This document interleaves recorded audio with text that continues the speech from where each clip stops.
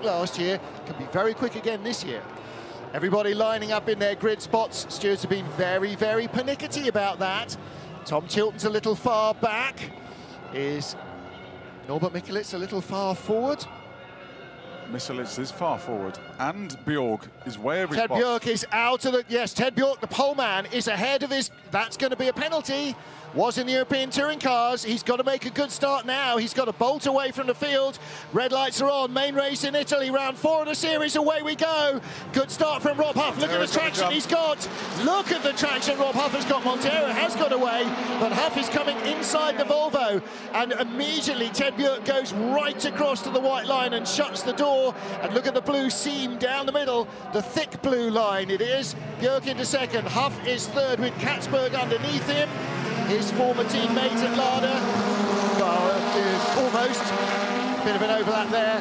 Through goes Thiago Montero into the lead, and the Honda, can he pony up and show everybody else a clean pair of heels? Well, they always used to say Gabriele Tarquini was the masterclass starter, but that was Montero's taken off exactly where Gabriele left off, and then he's just on the top of his game at the moment.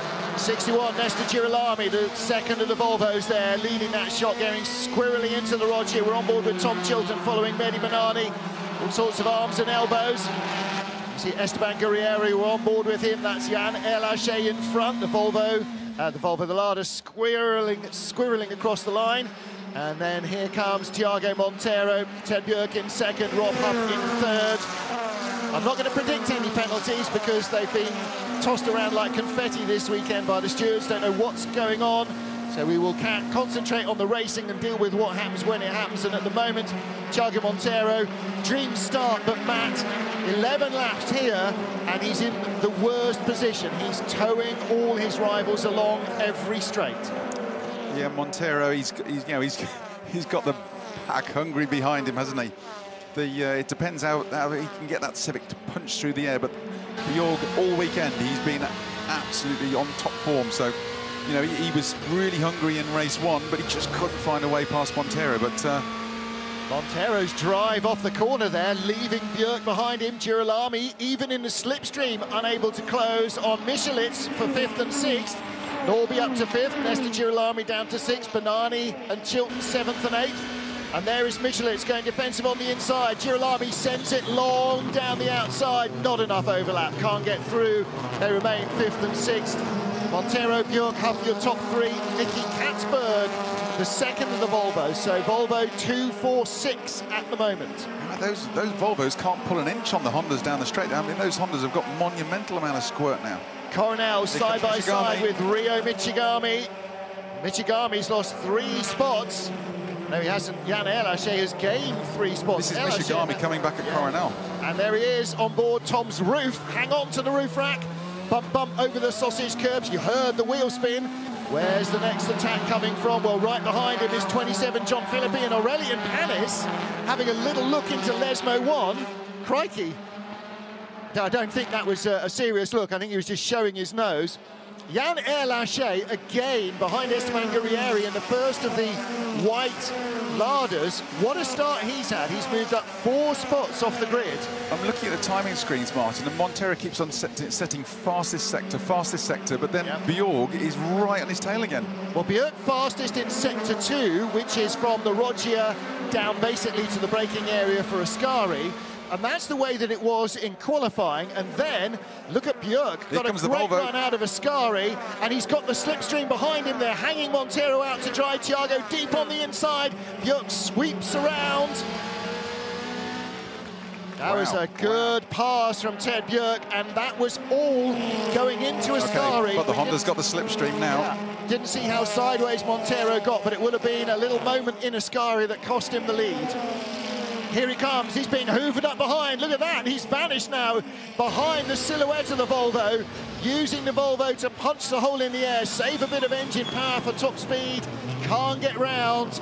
The battle is definitely alive, isn't it? Rob Huff third, staying ahead of Nicky Katzberg, Norbert Mikulits and Nesta Girolami. Well, one slip up from these lead two, and Huffy and Katzberg are going to be there to pounce.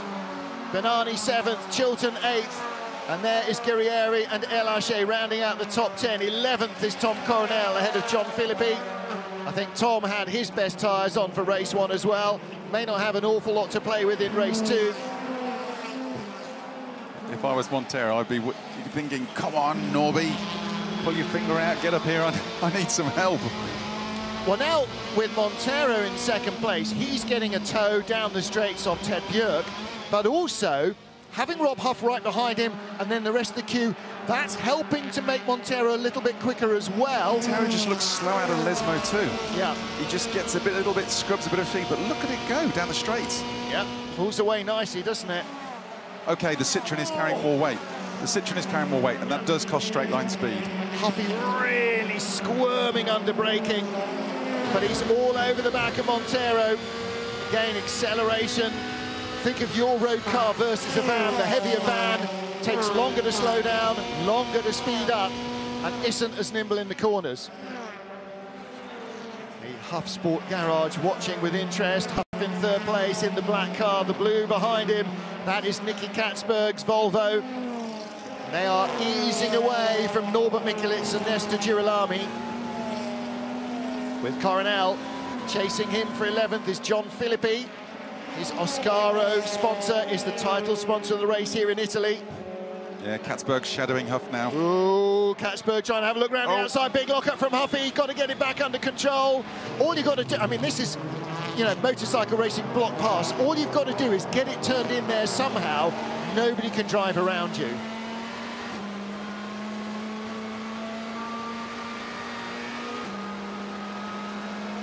You can see just how flimsy that bonnet line is. Yeah, some of the bodywork on these are almost like paper. Fantastic. Yeah, the non-stress parts. Ryo Michigami's engine problems clearly were not over after race 1. He is back in the pits. Torrid weekend for the Japanese driver. Coronel versus Philippi. Philippi went round the outside and cut the chicane. I wouldn't say that's Coronel's fault. No, Philippi was going round the outside of him. And so Philippi then eases off and allows Coronel back in front. And I think that is the end of the race for Ryo Michigami.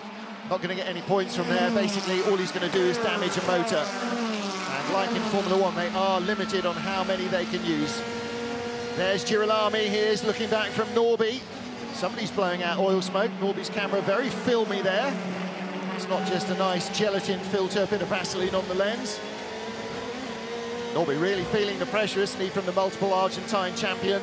The Volvo seems strong through the twisty bits. It's not straight line. I know he's...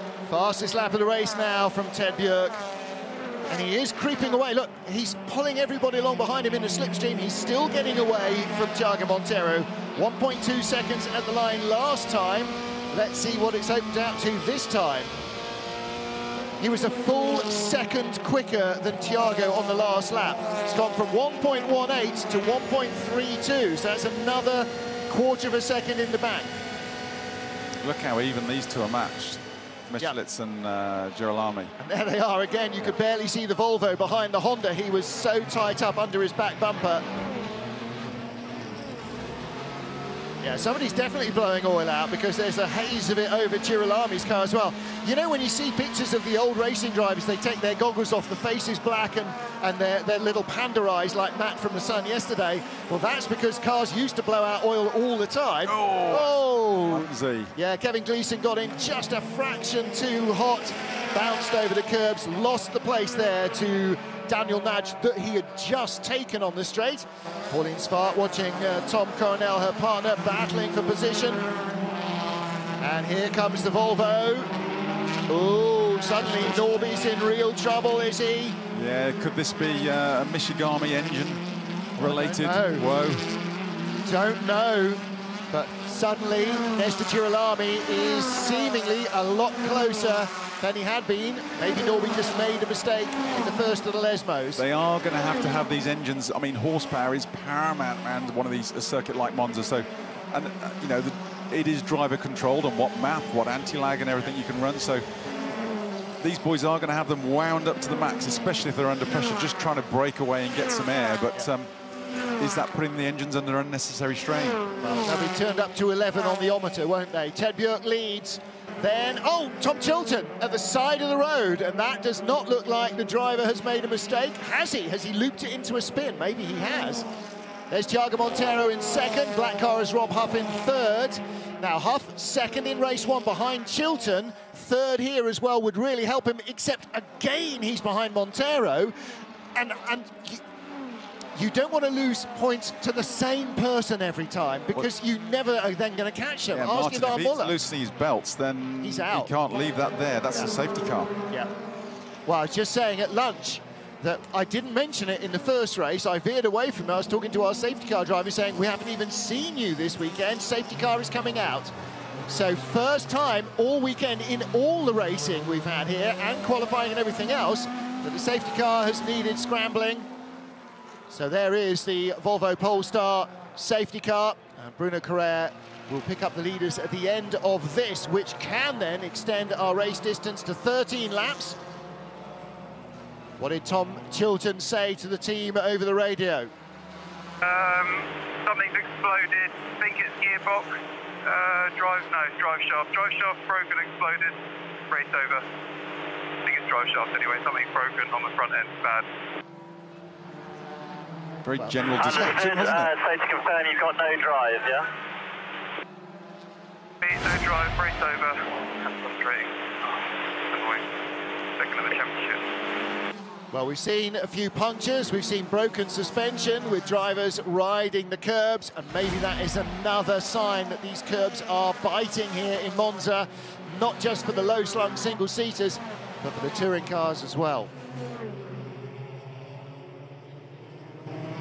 Yeah, it's a shame for Chilton. He was obviously second in the championship, so it's going to knock his Yokohama Cup as well. Yep.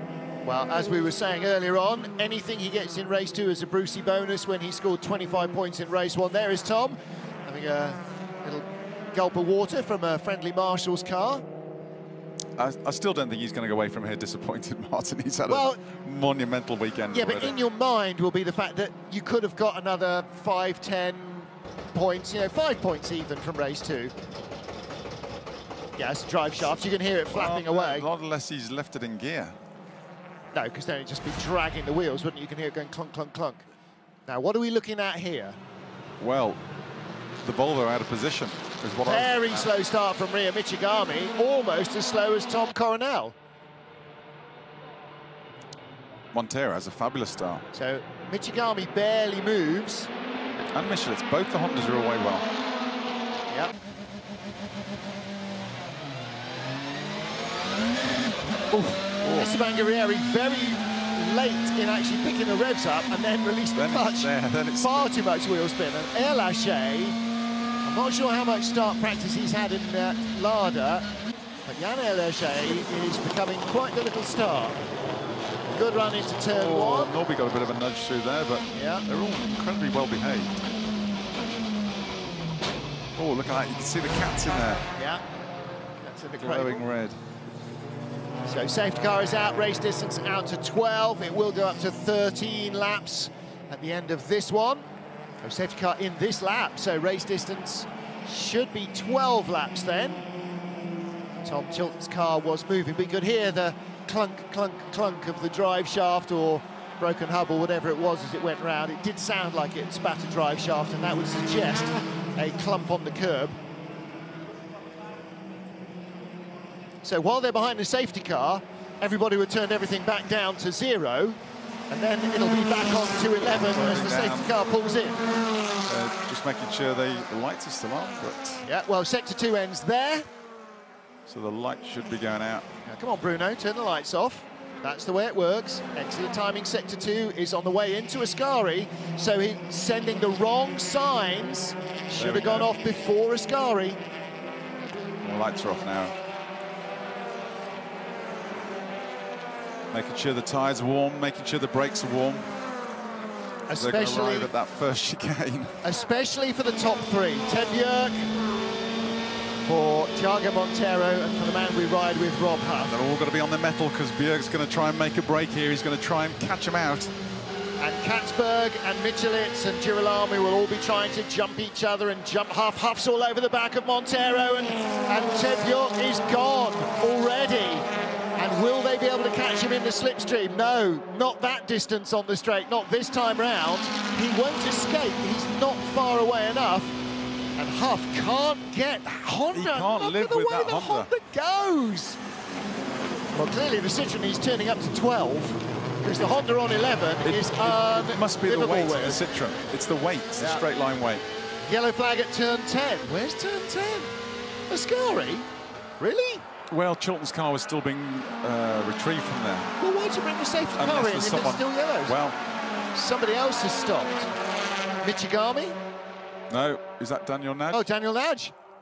Well, that was Michigami in the foreground just going past, wasn't it? Very slowly. Michigami's obviously out. Yeah, come back out of the pit. So Daniel Nagy's car has passed. Oh, left front? No, it's okay. No. This looked like it was wobbling a lot. Yellow flags are out, so Ted Bjork won't know what to make of this. They'll be on the radio to him saying, don't worry, car's off the side of the track, but it is yellow at Ascari. And hopefully everybody will be telling everybody Coronel out into the gravel traps at the exit of the Lesmos. And here comes Aurelien Panis. Panis looking for 11th place from Coronel. John Phillippe's already gone by, the Dutchman, to go into the points for 10th. Yellow flags are still out. Green here, though, at the next marshal's post. Exiting turn 10. So Ted Bjork was 4 tenths ahead across the line. That's a bigger than 4 tenths margin at the moment, but Thiago Monteiro with Rob Huff behind. And Huff, you sense, maybe a little frustrated and waiting desperately for weight to come on to the Volvos and the Hondas. Well, there's a revision on the weight, which is after this round before Hungary. So that should even things up a long way. Ted Bjork leads, squirrely under braking, really trying to stay out of the clutches of Thiago Monteiro. And he'd gone from 0.4 to 1.1 clear on the last lap. Here's Coronel running out. What a big slide mid-corner in the Lesmos. Turned in, not short on commitment through there, did he? No. Like I said at the beginning of the race, may not have much in terms of tyre for race 2, having started on pole for race 1. I think perhaps that was an indication that the tyre has now gone, okay, that's it, I'm done now. Norbert Michelis, car number 5, position number 5 for him. First, the red, white and green Hondas is Thiago Monteiro, who is now the Esteban Guerrieri of race 2, isn't he? He's the stopper in the bottle behind the race leader. Yeah, and then you got Norby back in the Volvo sandwich, so he's not only got to try and attack, he's got to defend at the same time. If Rob Huff had fresh tyres on at the beginning of the race, they'll be a little fresher than everybody else's, but no real bite edge left to them. Perhaps right at the end of the race, as we've now got another lap to do as well, because the safety car, he might have a bit more than Thiago. But again, for Huffy, 2nd and 3rd, not a bad score. If only Thiago wasn't in front of him in this race, it would be better.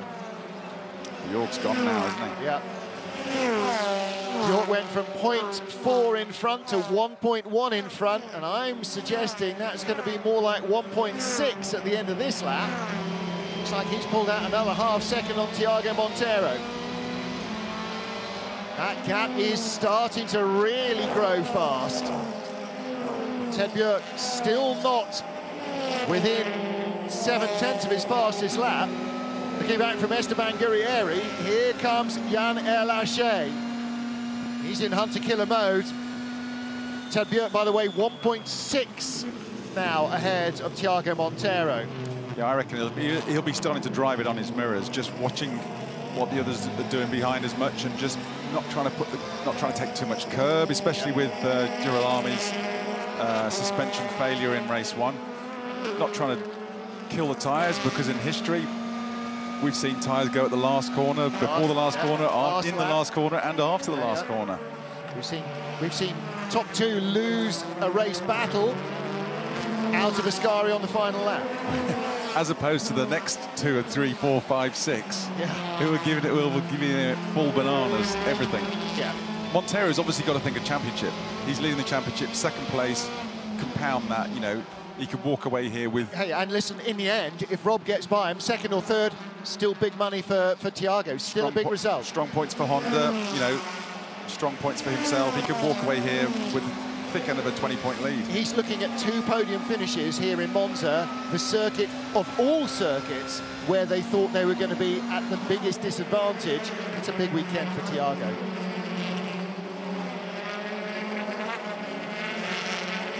Two relatively raw newcomers to the championship.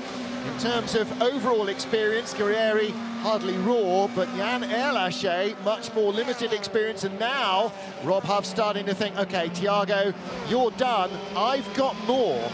Let me lead, let me get by, let me try and catch the Volvo. He's looking, he just can't manage to make it stick. Yeah.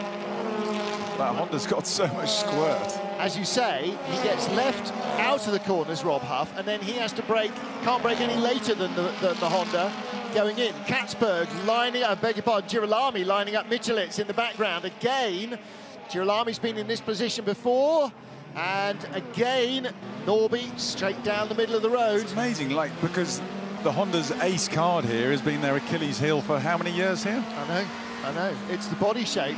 It's that hatchback body that drags a big, turbulent airstream behind it. I mean, they said at Marrakesh that the drivers felt the engine upgrade immediately, but it must have been pretty dramatic. Well, how many times at Marrakesh do they get to full noise in top gear? Not many. Here, like every straight, absolutely every straight, they're going running right up to the limiter. But as you said, in qualifying, the fastest car through any of the speed traps was Thiago Montero's Honda, 163 kilometers an hour. No, 263. Yeah. 160 odd miles an hour. 164 mile an hour. Yeah. So a very, very good upgrade from the Honda people. And, Honda and Mugen have done a really solid job.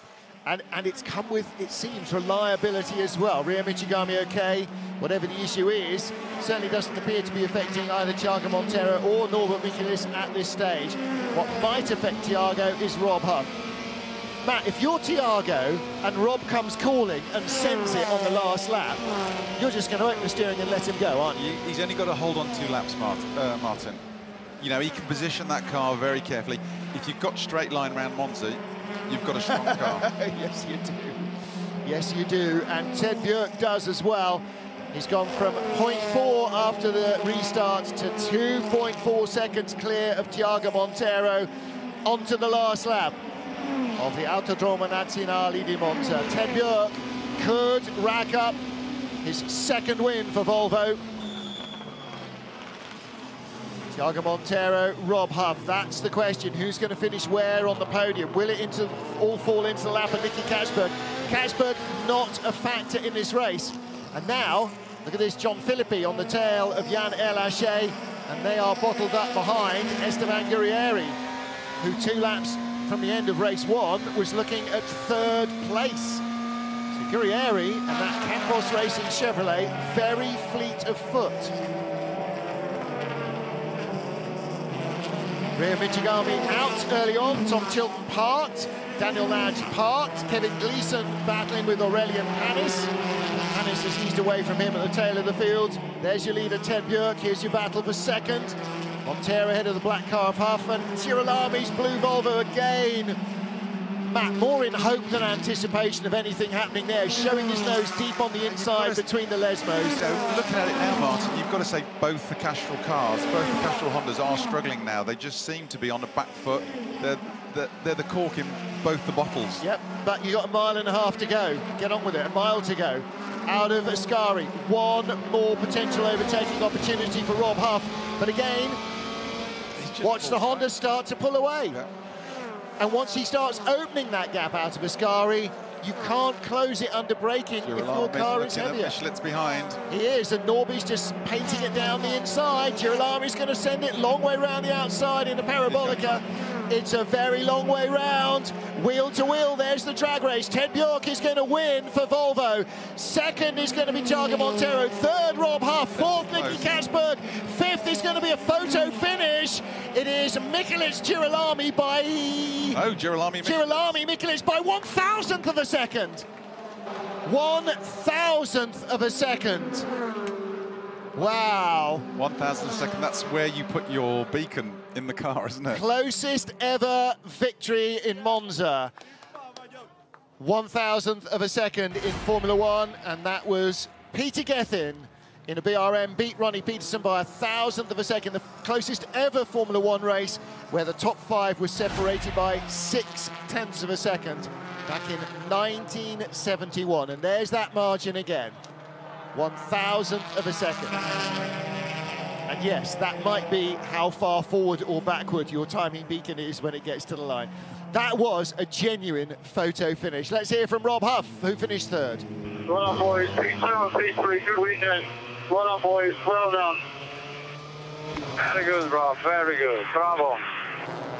The Munich Motorsport boys looking very happy with that. There's Ivan Muller and Polestar Volvo Cyan Racing.